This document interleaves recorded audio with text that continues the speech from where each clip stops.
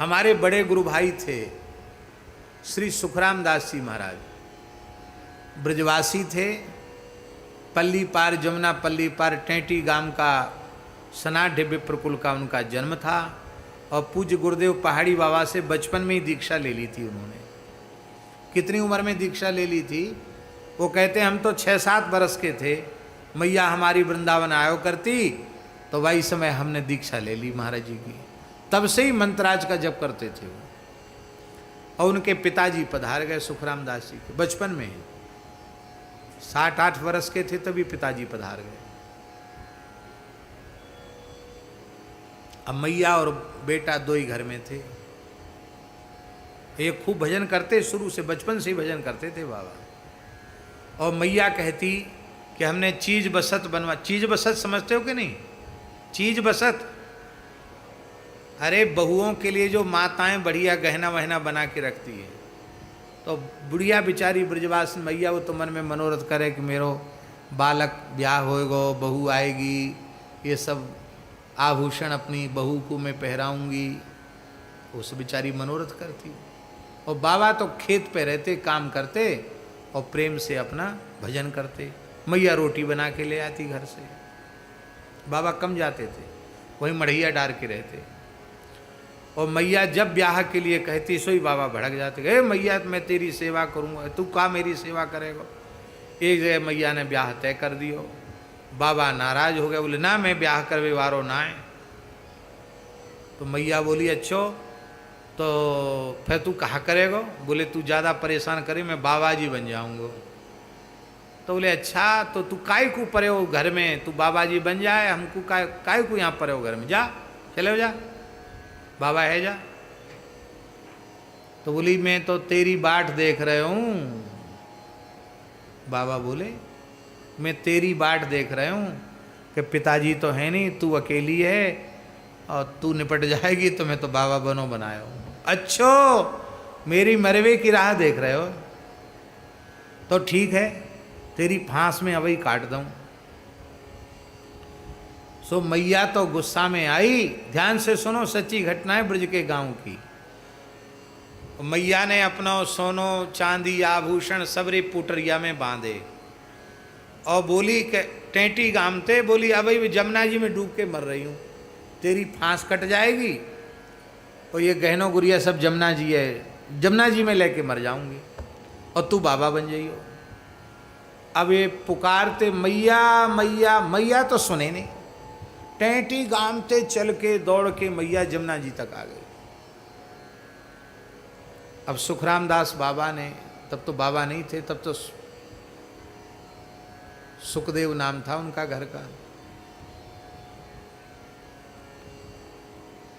मैया के चरण पकड़ लिए, बोले मैया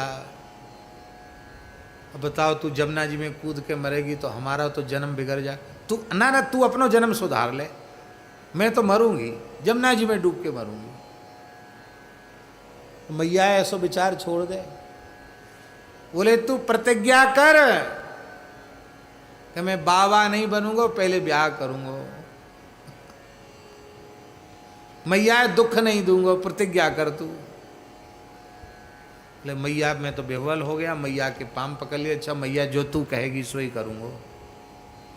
देख तू बड़ो भजन करे ना, तू कछु ना समझे, मैं हूँ ब्रजवासिन हूँ, मैं हूँ माला फेरूँ भजन करूँ और तू कान खोल के सुन ले। तेने हमारी बात मान ली, अब तेरो अमुक समय में तेरो इतेक समय बाद ब्याह होएगो, तेरे 4 छोरा होंगे।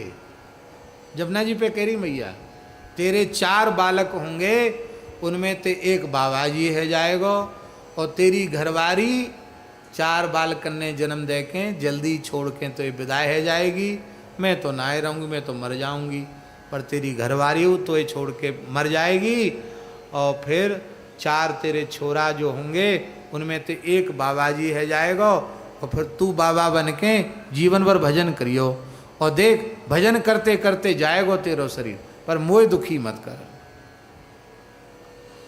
बाबा कहते थे बिल्कुल बिना पढ़ी लिखी थी हमारी मैया, एक अक्षर नहीं पढ़ी थी, लेकिन जैसे कोई त्रिकालदर्शी महात्मा बोलते हैं और उनकी एक एक बात सत्य होती है। बाबा कहते मैया की हमारी सारी बात सत्य गई। आज सुखराम दास जी का तो शरीर नहीं है, ऐसे ही उन्होंने भजन करते करते देह का त्याग किया।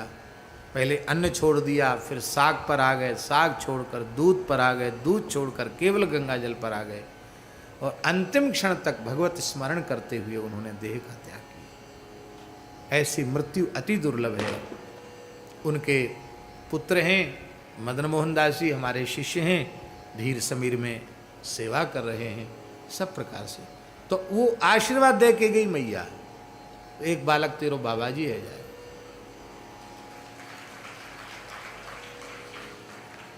आपने अपने मन से जो कल्पना कर रखी है विचार व्यवहार करके कि हमारा ये काम यही भजन है यही साधन है, वो साधन नहीं है।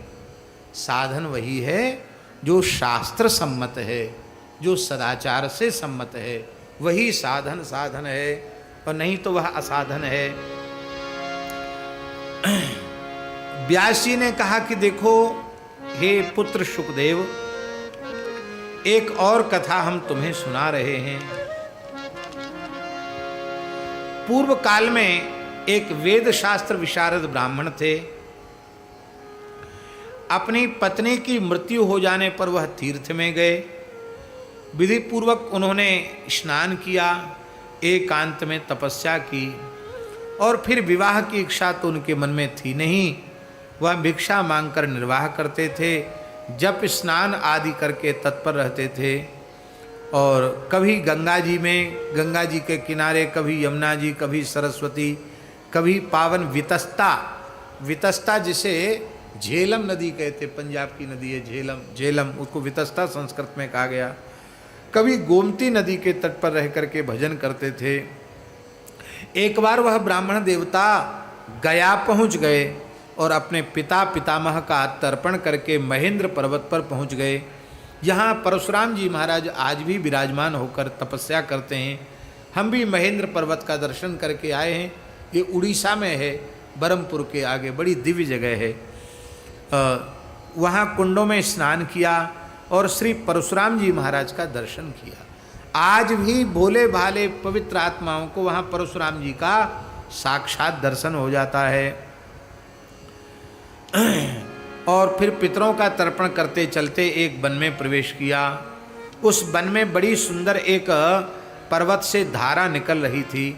उस धारा में उन्होंने स्नान किया और हमने भी उस धारा में स्नान किया है। बड़ी पवित्र धारा है महेंद्रगिरी पर्वत की। वहाँ स्नान करके और नृसिंह भगवान वहाँ विराजमान हैं। नृसिंह भगवान के मस्तक पर जल चढ़ाया, उनका शरीर विशुद्ध हो गया। विंध्याचल पर्वत पर स्थित होकर के और भगवान विष्णु की विंध्याचल पर वहाँ से चल करके विंध्याचल आ गए।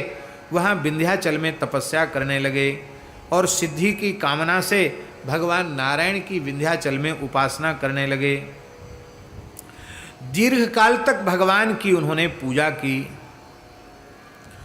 उससे प्रसन्न होकर नृसिंह भगवान जो एक कंदरा में, विंध्याचल की कंदरा में गाढ़ निद्रा में सोए हुए थे, सो रहे थे नरसिंह भगवान। यहाँ भी नरसिंह भगवान बहुत लंबे समय से सो रहे थे। कल जग गए नरसिंह जी और अब सोएंगे नहीं, अब जगे ही रहेंगे। इसलिए कामावासी तो सब कोई विपत्ति परे, आप रोज दर्शन करो। विपत्ति काय को परे आप पे, विपत्ति परे आप, आपके दुश्मनन पे, आप पे काय को विपत्ति परे। रोज नरसिंह जी के दर्शन करो तो विपत्ति आएगी ही नहीं, संकट आएगा ही नहीं। नरसिंह भगवान सब रक्षा करेंगे। नरसिंह भगवान जग गए और स्वप्न में बोले कि हे ब्राह्मण, तुम्हारी तपस्या तो उत्तम है, किंतु तुम्हारी तपस्या में एक बहुत भारी दोष है। क्या? अनाश्रमित्वं गृहभंग कारणम यतो ह्यतो गृहाणाश्रममुत्तमं द्विजा। तुम्हारी तपस्या में सबसे बड़ा दोष है कि तुम अनाश्रमी हो। बहुत से लोग ऐसे होते हैं, गृहस्थी तो छोड़ दी, घर तो छोड़ दिया, और बाबा जी बने नहीं, विधिवत साधु बने नहीं, ऐसे ही बाबाओं जैसा भेष बना करके घूमने लग जाते हैं। ऐसे बहुत से लोग हैं, साधु नहीं है पर भेष साधु का बना करके घूम रहे हैं। हमारे सिद्धांत पटल में लिखा है पुजारी जी, देखा देखी केस रखावे, ऐसा डूबे था न पावे। देखा देखी साधु का नक्शा बना लेता है तो ऐसा डूबे था न पावे। इसलिए एक दिन भी अनाश्रमी नहीं रहना चाहिए। घर छोड़ दिया है और भजन करने का निश्चय है तो विधिवत विरक्त वेश लेकर स्वरूप धारण करके तब भजन में लगना चाहिए।